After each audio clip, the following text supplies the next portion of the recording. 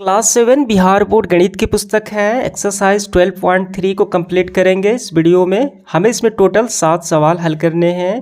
देखिए प्रश्न क्रमांक पहला क्या है, किन्हीं दो आकृतियों के नाम बताइए जिनमें रैखिक सममिति और क्रम से एक से अधिक की घूर्णन सममिति दोनों ही हो।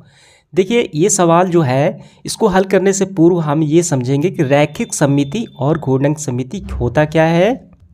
देखिए सबसे पहले समझते हैं रैखिक सममिति। नाम से ही स्पष्ट है, रैखिक मतलब रेखा। एक ऐसी रेखा हो जो किसी आकृति पे ड्रॉ करे तो उसको दो हिस्सों में बांट दे, एग्जैक्ट बराबर बांट दे। ये क्या है, ये एक वर्ग है। यहाँ से देखिए इस वर्ग को ठीक बीचों बीच हम इसको बांट सकते हैं, ठीक है। तो इस रेखा को क्या बोलेंगे, इस रेखा को बोलेंगे रैखिक, ठीक है। और इस रेखा को ड्रॉ करने से ये जो वर्ग है ये दो हिस्सों में बट गया, ये वाला और ये वाला। जब इसको हम फोल्ड करते हैं, मोड़ते हैं तो एग्जैक्ट इसके बराबर हो जाएगा। देखिए यही तो है, इसको हम अगर ऐसे मोड़ दें, इसके बीच में इसको ढक लेता है, ठीक। तो इस रेखा को बोलेंगे रैखिक सममिति, क्योंकि इसी रेखा के ड्रॉ करने से ये दोनों आपस में बराबर हो गए, ठीक है। अब इसी तरीके से एक ऐसे इसको हम खींच दें, तब ये वाला पार्ट और ये वाला पार्ट अगर इसको मोड़ दें तो एग्जैक्ट बराबर हो जाएगा। इसमें रैखिक सममिति कितने हो गए, दो हो गए हैं। इस रेखा से और इस रेखा से इसमें कितने हो गए, दो हो गए। इससे भी खींच सकते हैं। अब कितने हो गए, 3 हो गए। बात समझ में आ गई। आप चाहे तो इससे भी खींच सकते हैं, 4 हो गए, ठीक। तो इसी को बोलते हैं रैखिक सममिति, यानी एक रेखा के ड्रॉ करने से कोई आकृति दो हिस्सों में एग्जैक्ट बराबर बट जाए, ठीक है। क्योंकि एक हिस्सा दूसरे पे अगर मोड़ दें तो बराबर उसको ढक ले, ठीक। इतना समझ में आ गया। अब घूर्णन सममिति देखिए क्या होता है। यहाँ पे वर्ग है। घूर्णन सममिति का मतलब होता है किसी आकृति को हम जितनी बार घुमाएं एग्जैक्ट वही आकृति प्राप्त हो जाए, उसको हम बोलते हैं घूर्णन सममिति। यहाँ पे गौर कीजिए, ये आकृति और ये आकृति बिल्कुल बराबर है। हम इसको एक बार ऐसे घुमा देते हैं। देखिए देखिए ये तीर जो है इस तरफ आ गया, लेकिन फिर भी ये बराबर हो गया, फिर भी ये इस जैसा ही तो दिख रहा है, ठीक है। तो एक हो गया इसमें घूर्णन सममिति। देखिए फिर इसको घुमा दिए तो फिर ये देखिए एकदम बराबर दिख रहा है। 2 बार हमने घुमा दिया, इसमें क्या है, 2 घूर्णन सममित हो गए, ठीक है। फिर हमने घुमा दिया, फिर 3 हो गए, फिर ये 360, फिर वही आ गया, 4 हो गए। तो इसको बोलते हैं घूर्णन सममिति। जितनी बार घुमाए फिर आकृति वही आ जाए तो उसको बोलते हैं घूर्णन सममिति। बात समझ में आ गई। तो यही आपको यहाँ पे काम करना है। तो चलिए प्रश्न क्रमांक पहला हल करते हैं। पहले सवाल में है किन्हीं दो आकृतियों के नाम बताइए जिनमें रैखिक सममिति और क्रम से एक से अधिक घूर्णन सममिति हो। बिल्कुल सरल है, अभी हमने देखा। देखिए इसका आंसर हम लिखेंगे, पहली आकृति हो गई आपकी वर्ग की, दूसरी आकृति हो गई आपकी वृत्त की, ठीक है। देखिए यहाँ पे एक से अधिक रैखिक सममित हैं, ऐसे बीच से हम इसको बांटें तो ये वाला पार्ट बराबर हो गए। फिर ऐसे इसको काटें, ये वाला बराबर हो गए, 2 हो गए, ठीक। ऐसे एक बार से 2 हो गए।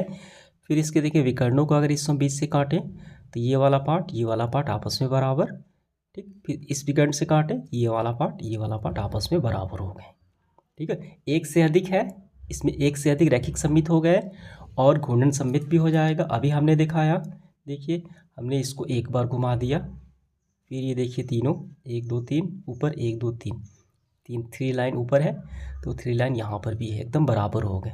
एक बार घुमाया, 2 बार घुमाया, 3 बार, देखिए फिर इसको 4 बार, 360 पे। तो एक से अधिक घूर्णन सममित भी है। ये आकृति है वर्ग की, ठीक है। और एक आकृति हम लिखेंगे वृत्त की। देखिए वृत्त में अनगिनत होते हैं, अनंत होते हैं। वृत्त में रैखिक सममित तो बहुत सारे खींचे जा सकते हैं इसके सेंटर से, ठीक है। ऐसे खींचते ये पार्ट बराबर, ऐसे भी खींचते ये पार्ट बराबर, ऐसे भी खींचते ये पार्ट बराबर, ठीक है। और घूर्णन सममित भी इसमें एक से ज़्यादा होते हैं। कई हम कैसे भी घुमाएं ये एग्जैक्ट इसके जैसा ही दिखेगा। और अनगिनत कितनी भी रेखाएं खींच दे इसको 2 भागों में एग्जैक्ट बांट देगा, ठीक है। तो इसका फाइनली आंसर हमारा क्या हुआ, आपको लिखना है वर्ग और वृत्त। दूसरा, जहाँ संभव हो, ठीक, निम्नलिखित की एक रफ आकृति खींचना है। देखिए क्या है पहला शर्त, एक त्रिभुज हमें बनाना है, एक ट्रायंगल जिसमें रैखिक सममित और देखिए रैखिक सममित हो और क्रम से एक से अधिक घूर्णन सममित हो। यानी एक रेखा खींच दे, 2 भागों में बांट दे और इसको एक से ज़्यादा बार घुमाएं, 2 बार 3 बार, एक से ज़्यादा बार घुमाएं तो एग्जैक्ट वो सेम दिखनी चाहिए, यही यहाँ पे बात है। लेकिन यहाँ पे एक त्रिभुज ही बनाना है, तो इसका आंसर हम लिखेंगे समबाहु त्रिभुज। देखिए इसको हम बीच से ऐसे हम इसको काट देते हैं, बीच से काट दिए तभी ये पार्ट दोनों बराबर हो गए। ठीक है, इसके सिर से ध्यान देना है, इसके सिर से ये भी हम काट दिए। ठीक है, तो ये पार्ट बराबर हो गया। फिर इस सिर से हमने काट दिया तो ये पार्ट बराबर हो गया। ठीक, और इसको देखिए, और इसमें एक से ज़्यादा घूर्णन सममित रैखिक सममित मिश्र हो गए ऐसे। देखिए आपको यहाँ पे ध्यान देना है, यहाँ पे मैं निशान लगा देता हूँ। अभी तो बराबर है, इसको मैंने एक बार घुमा दिया, देखिए इस जैसा दिख रहा है, एक बार घुमा दिया, फिर मैंने इसको 2 बार घुमा दिया, फिर इस जैसा दिख रहा है, फिर मैंने इसको 3 बार घुमा दिया, फिर भी इस जैसा दिख रहा है। ठीक है, तो एक से ज़्यादा घूर्णन सममित हो गए और रैखिक सममित भी इसमें हो गए, 1 2 3 हो गए रैखिक सममित। समझ में आ गया? तो इसका आंसर आपका होगा समबाहु त्रिभुज। अब इसके बाद देखिए अगला सवाल हमारा, एक त्रिभुज जिसमें केवल रैखिक सममित हो, ठीक, केवल एक रैखिक सममित हो और एक से अधिक घूर्णन सममित ना हो। ठीक है, तो इसमें सिर्फ एक रैखिक सममित ही चाहिए। देखिए शर्त में स्पष्ट है, केवल रैखिक सममित, ठीक है, और क्रम से एक से अधिक घूर्णन सममित ना हो, यानी 360 पे हम देखेंगे। यहाँ पे देखिए इसको बीचों बीच अगर इसको हम काट दें ऐसे, ठीक है, तो ये वाला पार्ट इसको मोड़ दें तो बराबर हो जाएगा। ठीक है, अब इसको हम नहीं काट सकते कहीं से भी, इसमें रैखिक सममित कितने हो गए? एक ही हो गया। ठीक है, अभी देखिए इसमें घूर्णन सममित कितने हैं?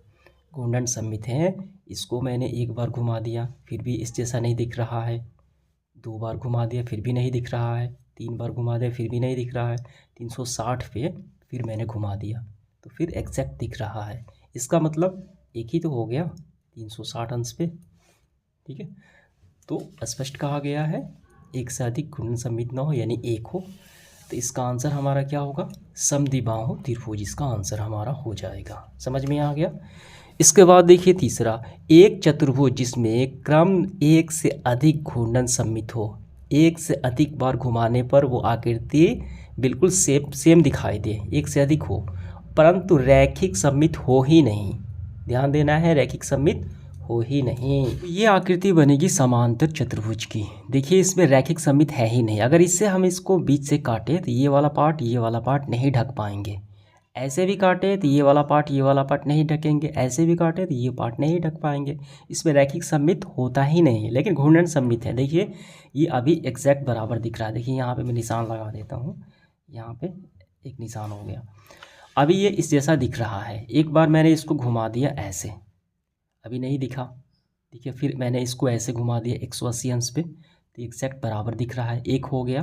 ठीक है, फिर देखिए अभी नहीं दिखा, फिर इसको मैंने घुमा दिया 360 पे, 2 हो गया। एक से ज़्यादा यहाँ पे कहा गया है, तो एक से ज़्यादा तो है, यहाँ पे 2 बार हो गया घूर्णन सममित, लेकिन रैखिक सममित इसमें है ही नहीं।